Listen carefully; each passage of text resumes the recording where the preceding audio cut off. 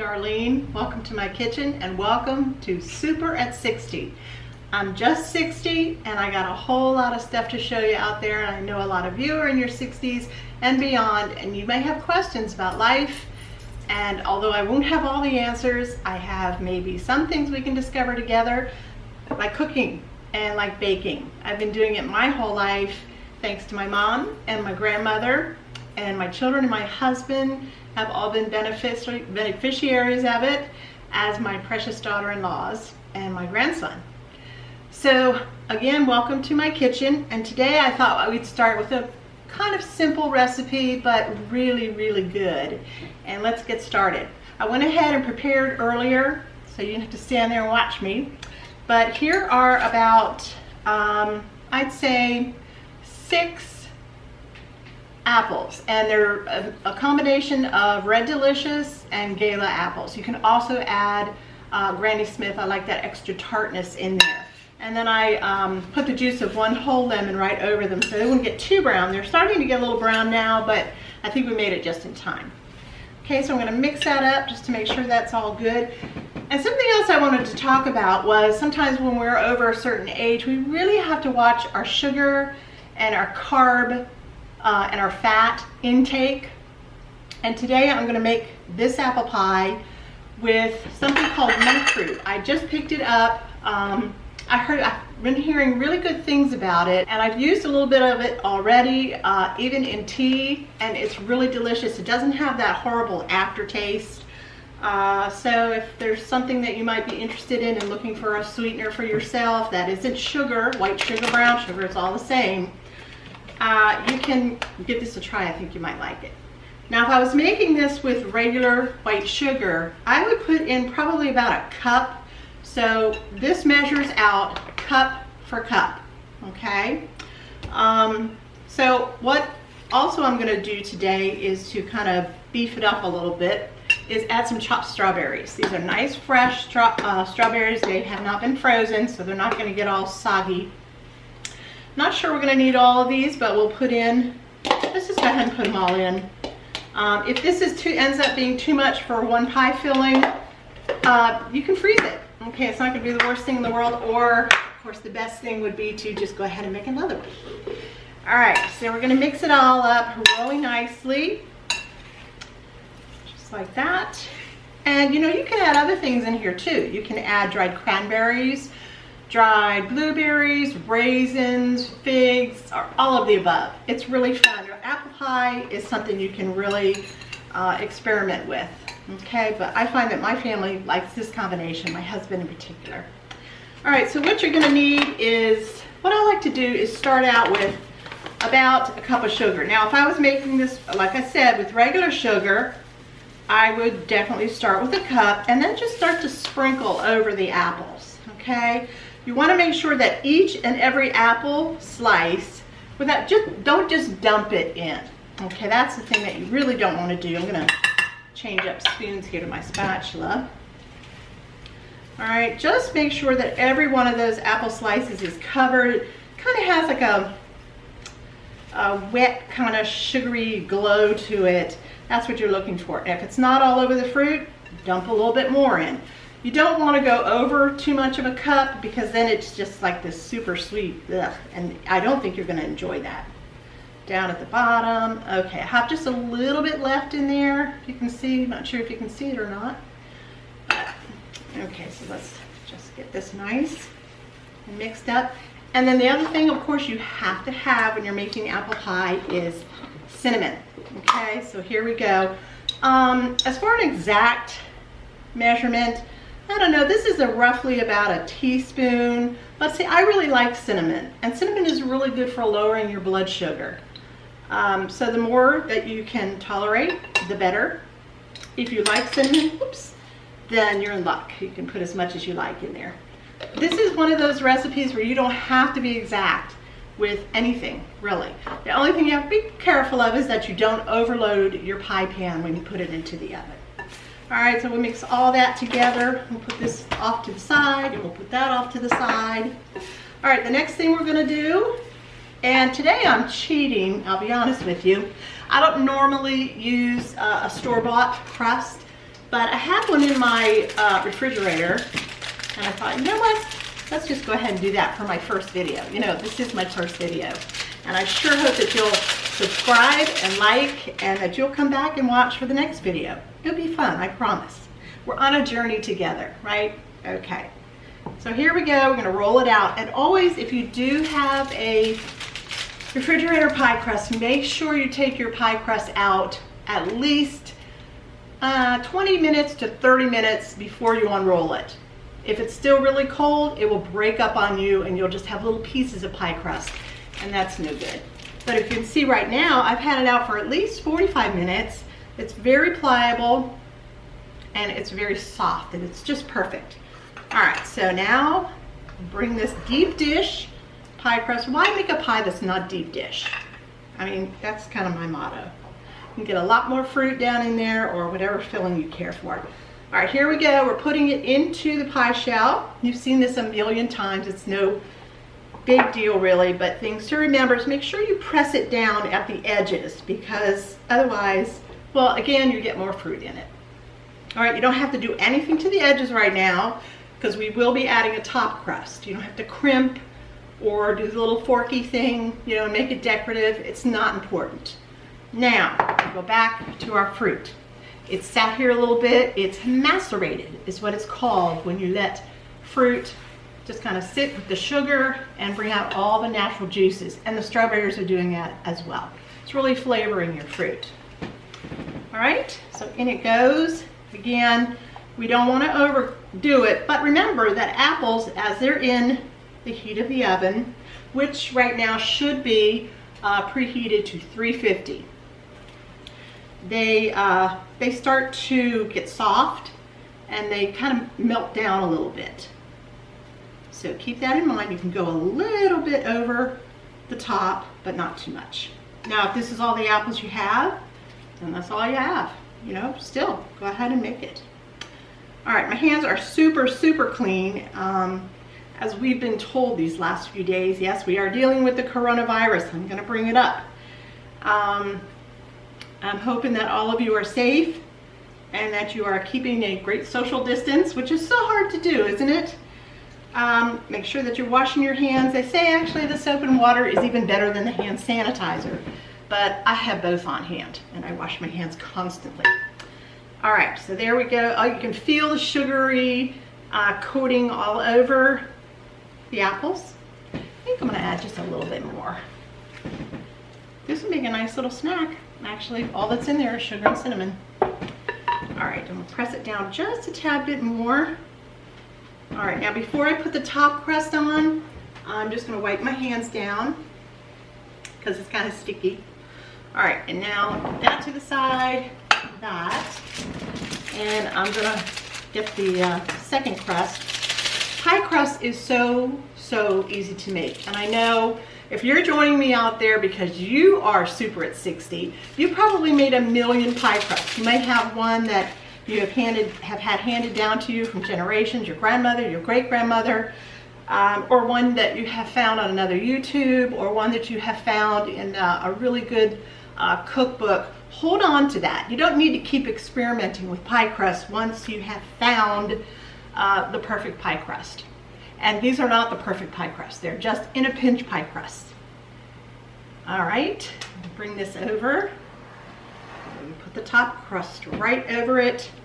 Easy peasy. This is nothing, you know, you really need to know anything special about. Just take it, curve it right underneath the other one so you have a nice little ledge all the way around. And then you can do a closure on it however you like. You can do the fork, you know, we go like that with the tines of the fork.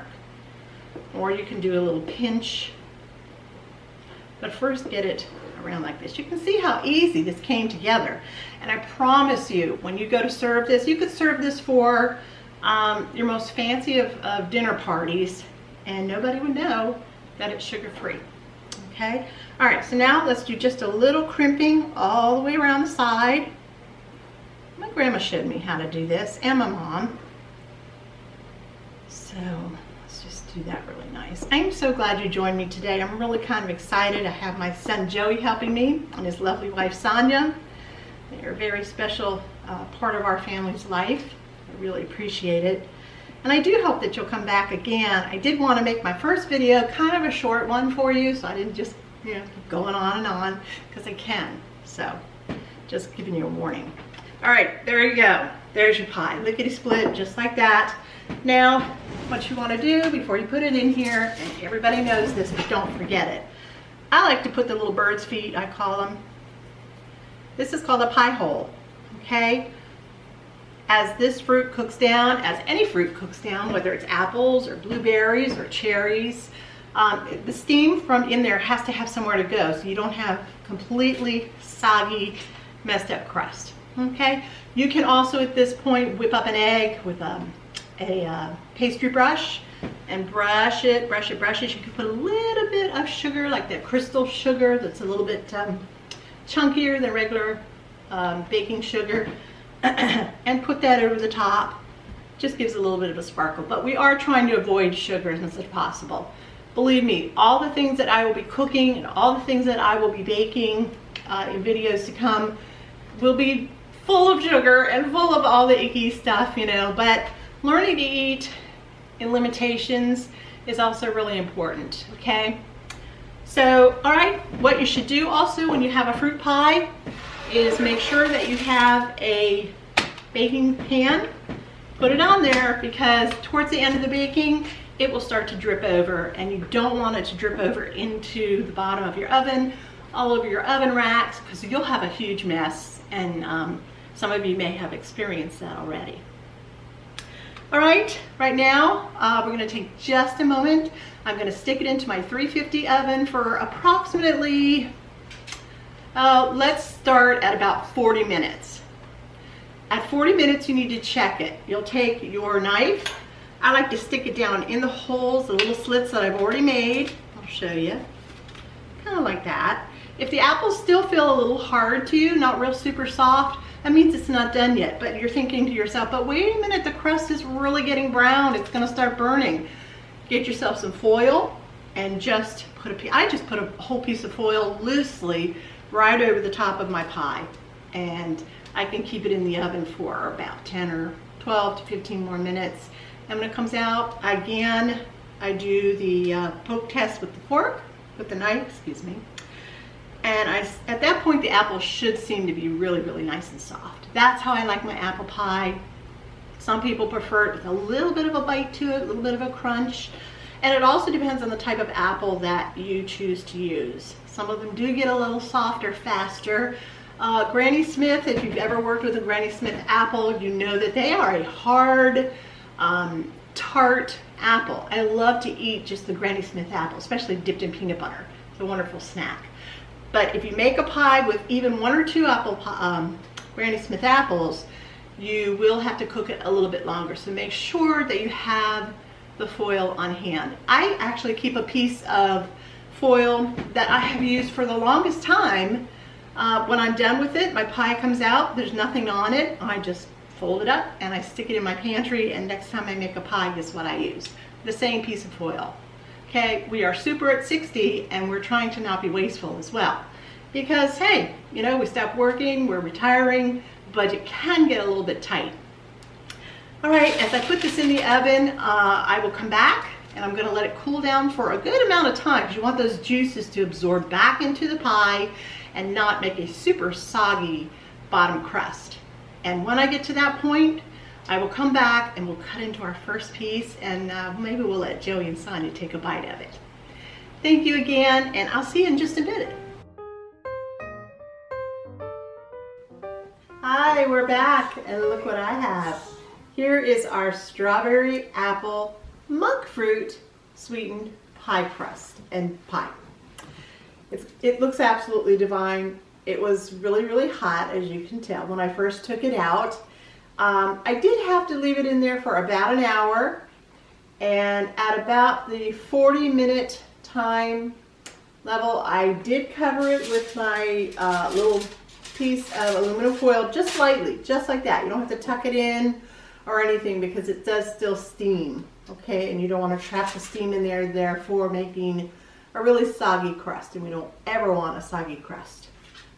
Okay, so Like I told you, there's nothing on here. It's just as good as gold and will last you forever. So I'm going to tuck it away in my pantry and I'll use it for the next pie that I make. Okay? So I think we're ready to cut into it. I know some people in this house who are sitting nearby are actually very ready for a piece of this. I kind of am too. Anything that's like sugar-free and that you can eat and that you know is going to taste really good, you kind of want it. All right, so here we go. Now again, remember, it's not like your own pie crust, but in a pinch, and you can't get out to the store, or you don't have the ingredients to make your own pie crust, making your own pie crust is very easy and takes very few ingredients, but if you don't have the right ones, you don't have them, you don't have them. All right, so here we go. I'm going to plate this right here in front. I even have some whipped cream, which I don't usually have, but I happened to pick up some the other day. Don't know why, but oh yeah. Okay. Oh my goodness gracious, look at that. Okay. I'm going to have a piece. I don't know about you. How about you, Sonia? I'm in. Sonia says thumbs up. All right. And look at the color. Just look how beautiful that strawberry kind of infiltrates the color of the apple. It is so beautiful. And the crust is so flaky and so beautiful. And it's just the right level of brownness that I think is just perfect for a pie. I have a feeling this might be an award winner. All right, and we'll just squirt a little bit of this dude on top. And if you insist, I'll take a little bite. But you know I'm going to like it. But hey. Okay.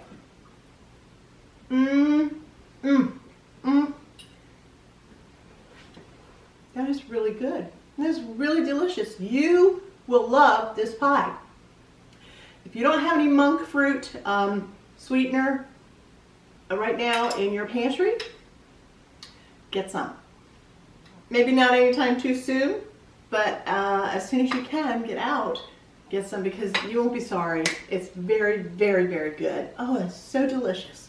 All right, one more thing before I go. I wanted to show you, as I was cutting up my apples this morning, and peeling them. I always keep them in a little container here, or sometimes just even in a bag in the freezer where I can get to them at any time. I even have some lemon here where I had to squeeze out the lemon on top of the apples.